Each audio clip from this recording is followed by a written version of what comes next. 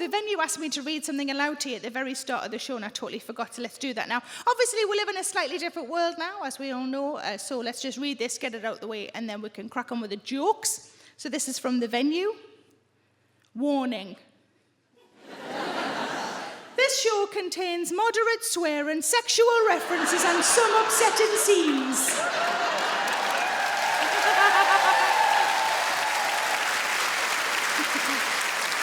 That's a great response. That's why we came.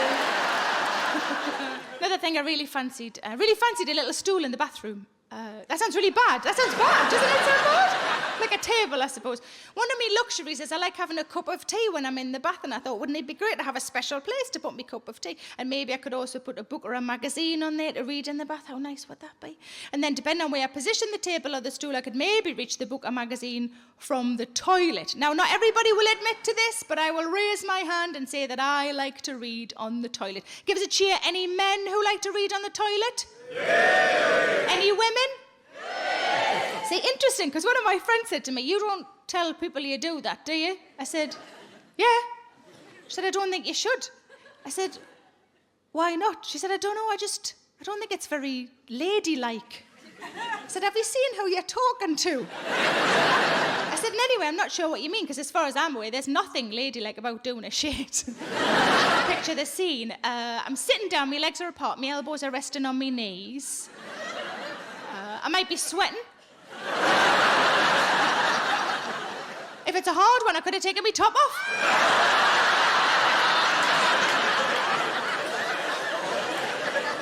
But to make up for all of that, I do it exactly the same, but to make it ladylike, I do it all in a fucking bonnet.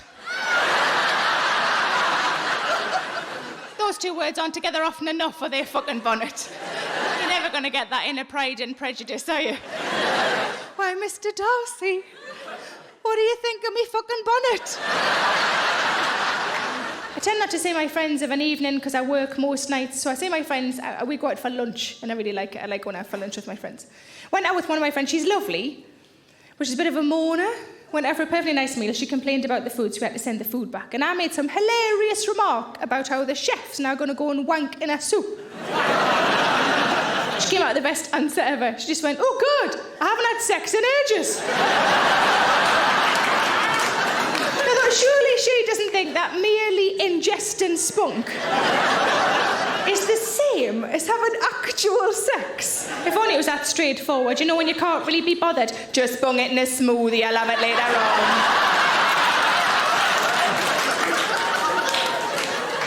Could be one of me 5 a day. But then my friend starts telling me about his sexual exploits, and he said he'd had sex on a kitchen sink. He said, have you ever had sex on a kitchen sink? And I wanted to tell him that I thought it sounded incredibly unhygienic. But I didn't, I just went, no. And I got home and I thought, am I a prude? I don't think I am a prude, but maybe I am. So I said to my boyfriend, would you like to have sex on a kitchen sink? I get the impression it's supposed to be a bit more in the moment, you know, rather than like when you've done those dishes, get your arse on there. Because we're very well matched, my boyfriend said, why would I want to have sex on a kitchen sink? That'd be like eating your dinner out of a shoe. Then my friend said he'd had sex on a plane. He said, have you ever had sex on a plane? I said, I've not had sex on a sink, and that's in me flat. What do you reckon? And he said, I've had sex on a plane. He said, that's dangerous, that's exciting. I said, well, I suppose it is. But I think having a massive shit with a queue outside on a plane is more dangerous.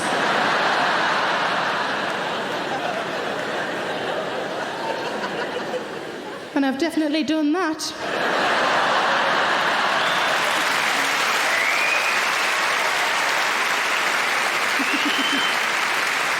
And from the clapping, I can tell I'm not the only one.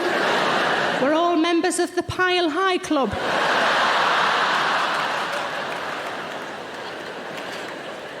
Do you also have very heavy periods? Not today, not any danger in the front row there. I wouldn't do that to you.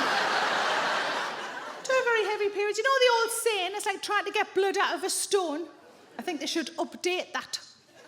I think it now should be, it's like trying to get blood out of a mattress topper. In a hotel. to my very heavy periods. I feel like at the beginning of my period, it's quite tricky to explain this. At the beginning of my period, it's a little bit like my arse is in competition. Well, some of you already know what I mean. That's good, that's helpful. It's a little bit like my arse is going, oh, are we having a big clear out?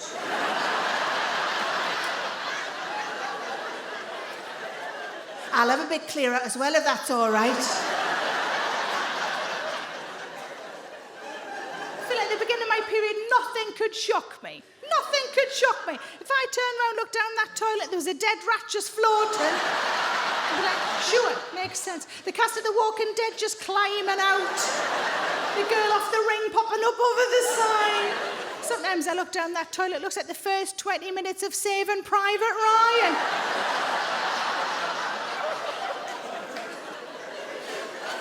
I did say there would be some upsetting scenes. And I've got a friend who's a doctor, she's a brilliant woman, and we were having one of those lovely catch-up chats, you know when you haven't seen a friend in ages, and you've got the kettles constantly on, and you're putting the world to rights. It was one of those, and it was lovely. And we ended up talking, I don't know how we got onto this subject, but we ended up talking about how much toilet roll we use. I think I'd been bragging. When my boyfriend's round at mine, we can rattle through a 9-pack in a week. And she said to me, you're using too much. I went, what? Is there like a shortage? And she went, no, but you're using too much. And then she went, dry, wet, dry. I said, what? Dry, wet, dry. Dry, use a bit of toilet roll. Wet, one of those moist toilet tissues. I don't know what that mime is. That's scary because I'm quite clearly doing somebody else's arse, aren't I?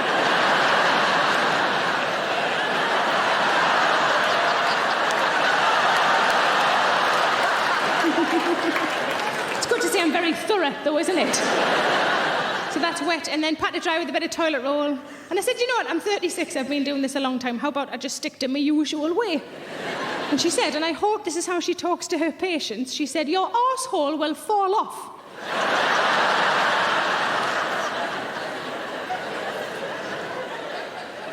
But you know, there are those times when you run out of toilet roll, and obviously the worst time to run out of toilet roll is when you really fucking need some toilet roll.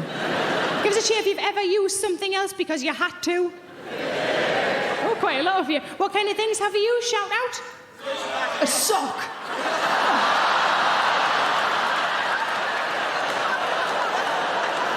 Who's that? Give us a wave. Where you love, there you are. Happy as bloody Larry they, aren't you? Okay, so you used a sock. Did you do it like that? Oh, did you put it on your hand?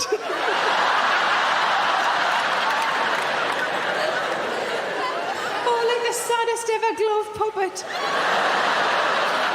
I don't want to. I don't want to. So well done, pet. What else have we used? Shout out. What was what was that? A shower head. Oh my God. Did you have to like? Oh, did you have to paw your cheeks? Oh my God. Was that in your own shower? Was it in your own shower? Oh, that's all right then, good. Oh no, it's just at me friends. Oh, he's here. Oh, hiya. Didn't tell you about this, did I? So we've got a sock and a shower head. What other? Spare pants. Somebody who said spare pants. Somebody here, that's a good answer. It's another good reason to carry spare pants. What was the fella over here? Sandpaper. Do we believe him? No. Is it... What was that, love? You were on the beach.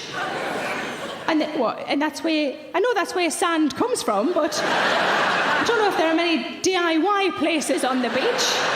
Oh, you know that beach that's got all those B&Qs? Any other things we've used? Your hand.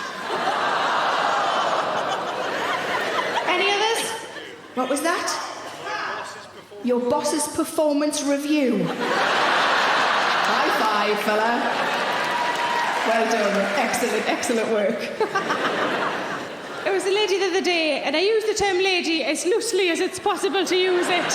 Said that she had used a sandwich.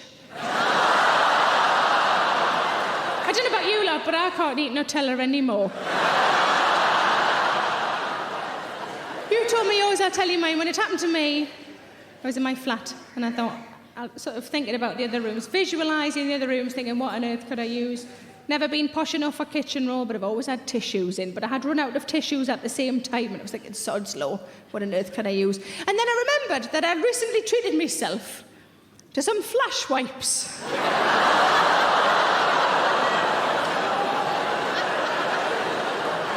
Yes, it stung. Yes, it was very lemony. It was also the cleanest I've ever felt. And to be fair, the advert does say that they're for stubborn rings, so...